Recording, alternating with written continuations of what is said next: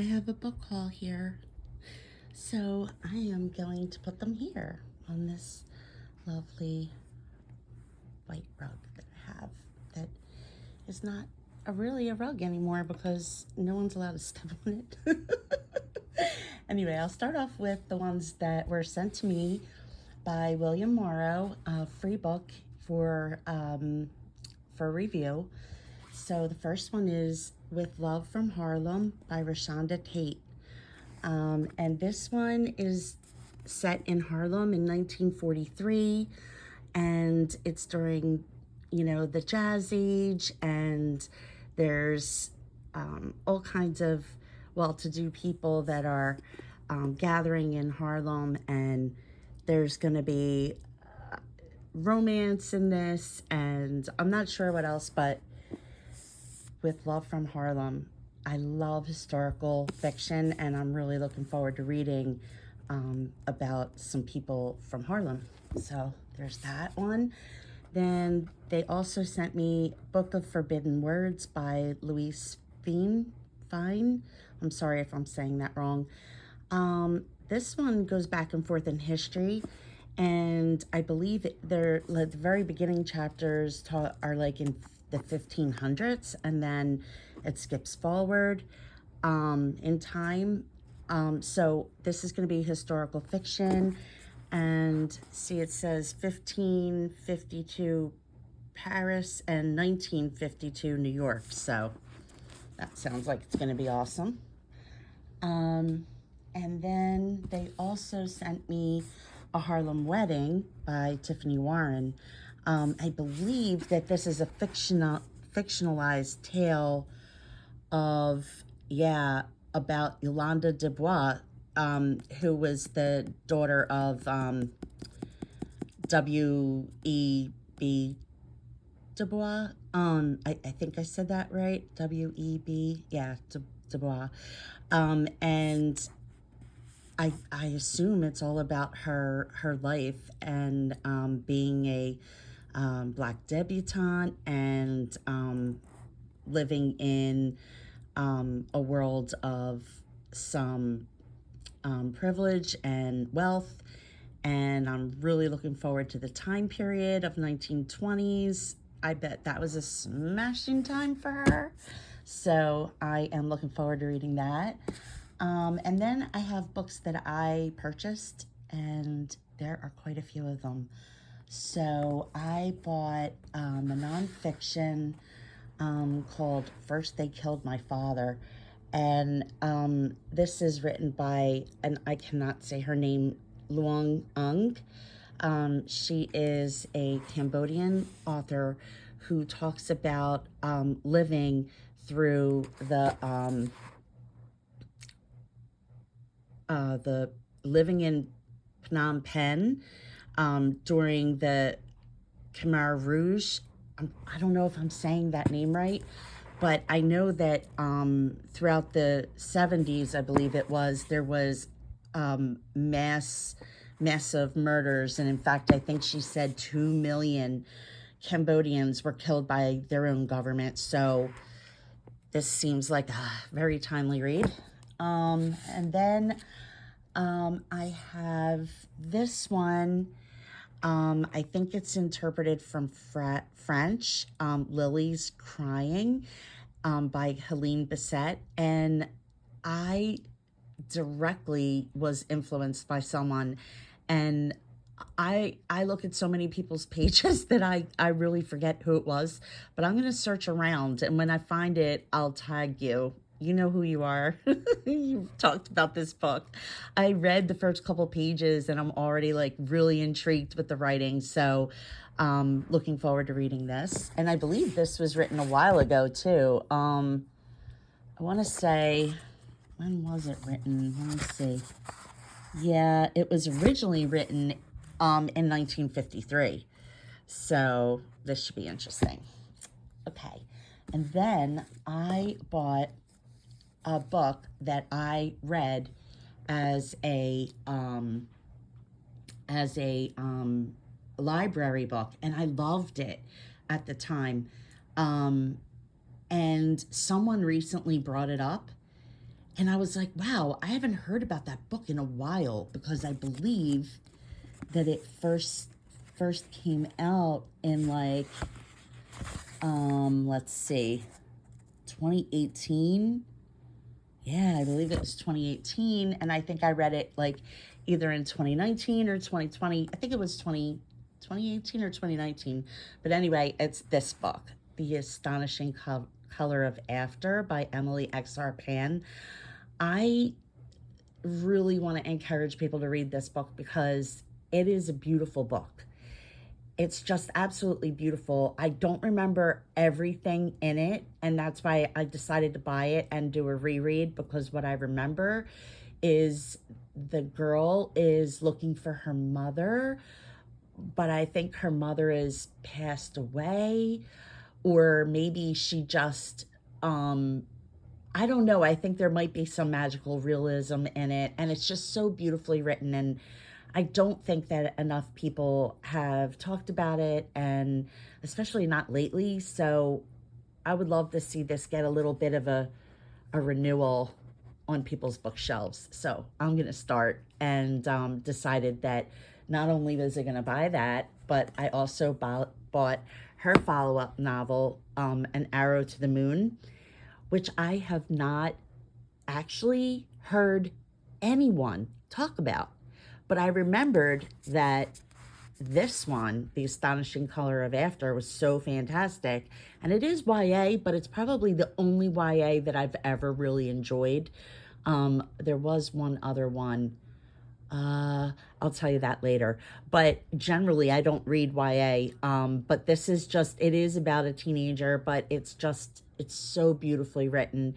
And this one, it almost feels like a fairy tale. Like when I read the back of it. Let me see when this came out. This came out in 2022, and I wasn't even aware of it. So what in the world?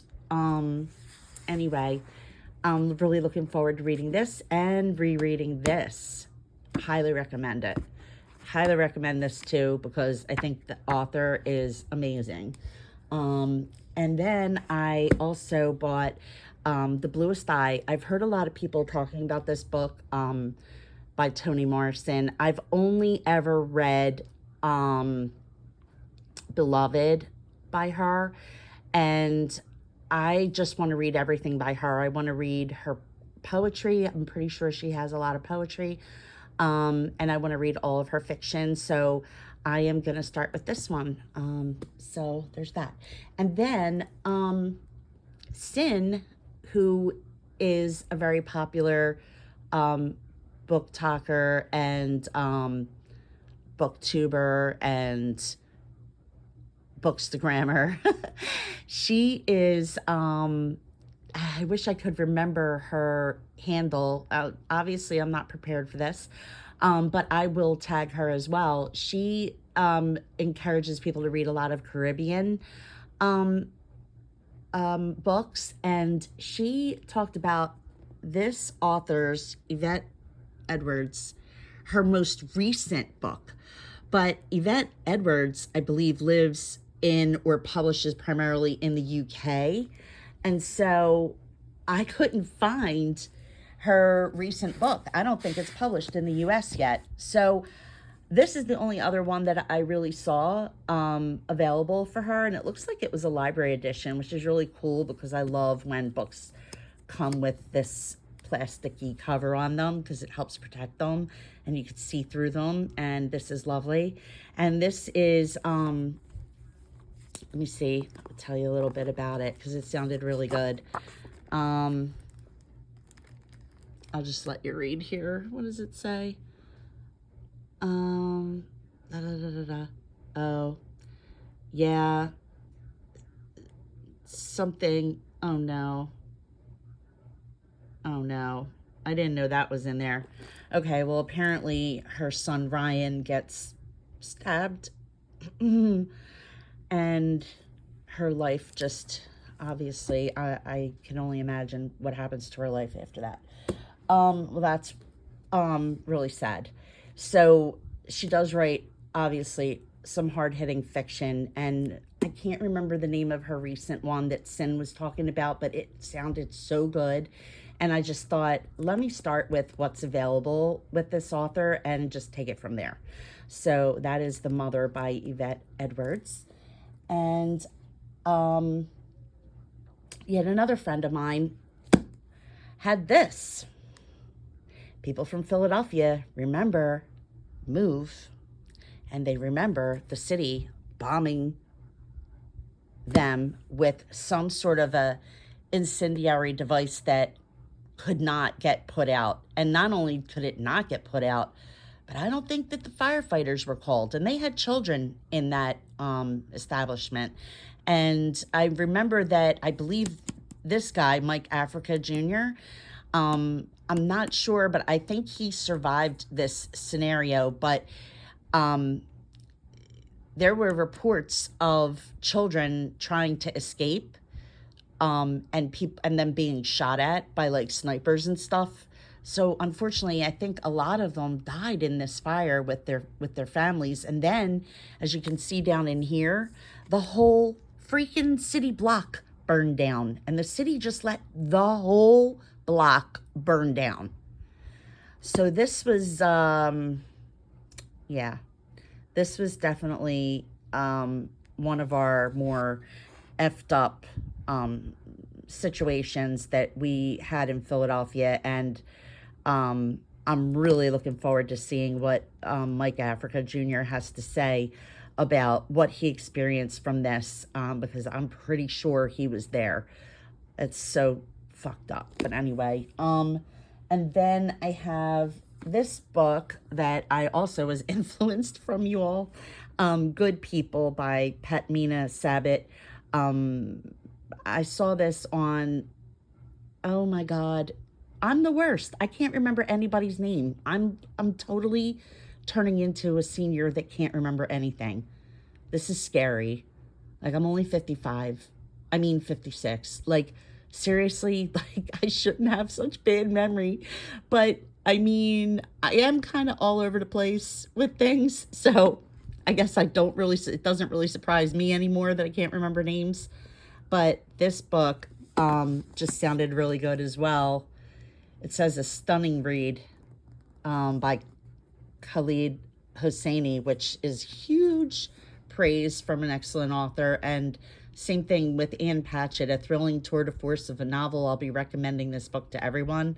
Yeah, okay. Like, you have to trust the people that know. And then I also have this book called Spook that says Science Tackles the Afterlife by Mary Roach. And she wrote the book Stiff, which was about, I don't know, I think about tending to the dead, or being something to do with taking care of the dead. And this is talking about science and how they were looking for ghosts and life after death, and just all the different questions that we all have, because it is a big mystery. And you know, I mean, it's one thing to believe in something, but it would be super cool if science could also discover something tangible for us to like go by. So anyway, that's Spook, Science Tackles the Afterlife by Mary Roach. So I'm very happy with this book stack, and I'm really, I can't believe I bought so many books and was sent so many books, and still have this big pile of books right here to read, and a pile behind it to read, and a whole book cart of books to read, and a closet of books to read, and a whole wall of books to read at home. At my other house. I mean, at my house. I'm at my dad's house. So, yeah, I don't really need to be buying any more books, but having books makes me feel secure in my life. It makes me feel protected, and I don't know why that is. I mean, I don't want to have to psychoanalyze myself too much, but, you know, just knowing that I have endless streams of wonderful informative, speculative things to read just makes me feel happy. So, my granddaughter said, "More books, more books." She said, "Nana, you're an addict. You're a book addict." Yeah, I am, and I'm proud to be. Like, I'm not ashamed of it. I am what I am. And I've been this way for almost a decade. And, it really was like a renaissance for me because, like, I read a lot when I was a kid, like between the ages of like 8 and 13, I read the most. And then I kind of slowed down during my teen years and my early 20s. And then I got to the point where I would read 1 or 2 books a year here and there. And then I had my daughter and I got busy and I just kind of didn't prioritize reading, and I kind of could kick myself right in my own ass because there's so many good books that I could have been reading for like a couple decades, and now I'm like, I probably have more decades worth of books than I have life to live at this point, and I'm super worried because I don't I don't want to die before I read my books. So these books are gonna like keep me alive. Like, they're like my insurance because I know that my fate couldn't be to buy a whole bunch of fabulous books and then wind up dead. So I'm going to live very long. I'm going to have a nice, quiet retirement where I just get to read books all day and take walks with my dog that I don't have, but I will when I retire. And yeah, that's about it. So Hope has another book haul, and Hope better get her ass to the library soon because my daughter was like, "What am I going to do with all these books when you die? Like, or you try, like, if you try to move, what are you going to do with all these things? And what ones are you going to want me to really actually keep?" Which is a really interesting thought. Like, I don't know whether I should write like a little note in the front of each book or in the back of each book to say Heather keep, Heather donate, Heather give away, Heather sell. You know what I mean? Because some books, I would hope that someday she would read them or Gia would read them, or that they would just become books that are classics that could wind up being, first editions of somebody's favorite author 50 years from now that'll cost, that would be profitable to hold on to, So those are the things that go through my head, and that have been asked of me when I amass these many, many books. Well, this has gone on long enough for 18 books with 18 minutes. Well, it's probably less than 18 books, but I'm exaggerating. It feels like 18 more books. But I'm super excited about every single one of them. So just thought I'd let you guys know. All right. Have a good night. Bye.